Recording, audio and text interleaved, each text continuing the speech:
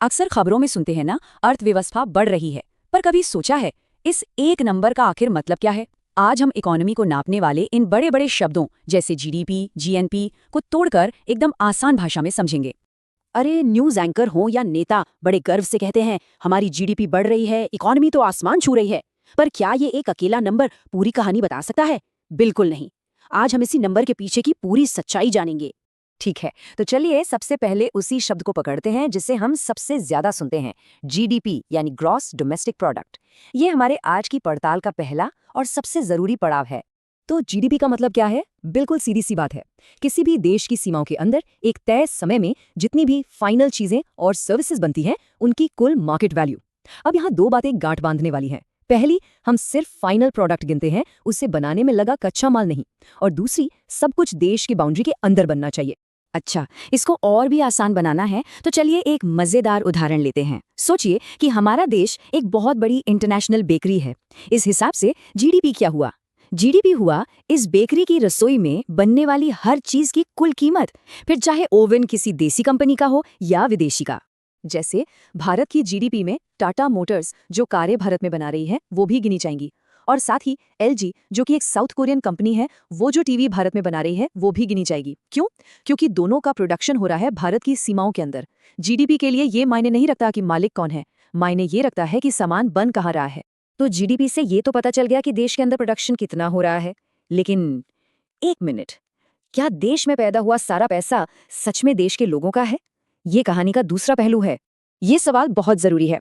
देखिए, जीडीपी बताता है कि हमारे देश में बना कितना, पर यह नहीं बताता कि देश के नागरिकों की असली कमाई कितनी है। और यहीं पर तस्वीर में आता है एक नया हीरो, जीएनपी यानी ग्रॉस नेशनल प्रोडक्ट।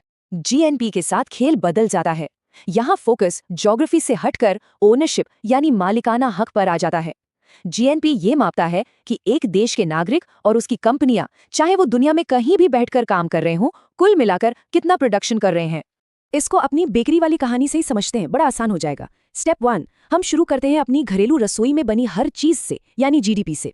स्टेप 2, अब इसमें से वो मुनाफा घटा दीजिए जो विदेशी बेकरियों ने हमारी रसोई इस्तेमाल करके कमाया।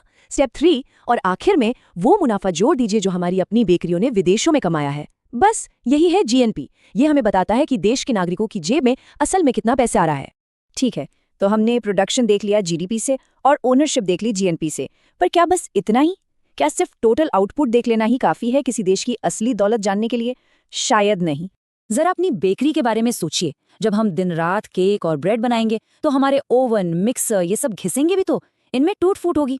हमारी पूरी इकोनॉमी के साथ भी ठीक यही होता है। सड़कें, मशीनें, बिल्डिंग्स ये सब समय के साथ पुरानी होती हैं। इनकी एक कीमत होती है जिसे ग्रॉस आंकड़े मतलब जीडीपी और जीएनपी नहीं गिनते। और इसी टूट फूट को, इसी घिसावट को इकोनॉमिक्स की भाषा में कहते हैं डेप्रिसिएशन या मूल्यह्रास। हमारी बेकरी वाले उदाहरण में ये बिल्कुल वैसा ही है जैसे ओवन का पुराना होना और उसकी मरम्मत या उसे बदलने की जरूरत पड़ना। ये प्रोडक्शन की एक असली लागत है जिसे नजरअंदाज नहीं किया जा सकता। तो जब हम जीएनपी से यानी अपने नागरिकों की कुल कमाई से इस टूट फूट की लागत मतलब डेप्रिसिएशन को घटा देते हैं, तब हमें मिलता है एनएनपी, नेट नेशनल प्रोडक्ट। कई एक्सपर्ट्स इसे ही किसी देश की असली या नेट इनकम मानते हैं। क्यों? क्योंकि ये सिर्फ कमाई नहीं बल्कि उस कमाई को बनाए रखने की लागत को भी हिसाब में लेता है। तो अभी तक हम पूरी इकोनॉमी को एक बड़े से नंबर के तौर पर देख रहे थे। अब जरा लेंस बदलते हैं। चलिए इकोनॉमी को जूम इन करके एक प्रोड्यूसर के नजरिए से देखते हैं, मतलब सेक्टर बाय सेक्टर। यहाँ आता है जीवीए यानी ग्रॉस वैल्यू एडेड। ये हमें ये समझने में मदद करता है कि इकोनॉमी के अलग अलग हिस्से जैसे कि खेती बाड़ी, मैन्युफैक्चरिंग या फिर टेक्नोलॉजी कितना कितना योगदान दे रहे हैं। जीवीए से पता चलता है कि ग्रोथ का असली इंजन कौन सा सेक्टर है। हमारी बेकरी वाला उदाहरण इसे एकदम क्रिस्टल क्लियर कर देगा। देखिए, जीवीए प्रोडक्शन के हर स्टेप पर जोड़ी गई वैल्यू को मापता है। जैसे आटा और चीनी की अपनी एक कीमत है, ये हुआ कच्चा माल। जब हमने उन्हें मिलाकर गूंथ लिया तो हमने उसमें कुछ वैल्यू ऐड कर दी, और जब उसे पकाकर सजाकर एक शानदार केक बना दिया तो हमने और भी ज्यादा वैल्यू ऐड कर दी। जीवीए बस इसी बढ़ती हुई वैल्यू को ट्रैक करता है हर स्टेप पर।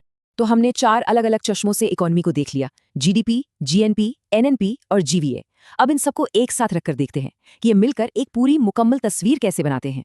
तो ये समझिए कि ये हमारी एक चीट शीट है। जीडीपी ये देश के अंदर के प्रोडक्शन इंजन का साइज है। जीएनपी ये देश के नागरिकों की दुनिया भर में की गई कमाई है। एनएनपी ये बताता है कि टूट फूट और घिसावट के बाद असली कमाई बची कितनी। और जीवीए ये दिखाता है कि इकोनॉमी का कौन सा पुर्जा, कौन सा सेक्टर सबसे ज्यादा दम लगा रहा है।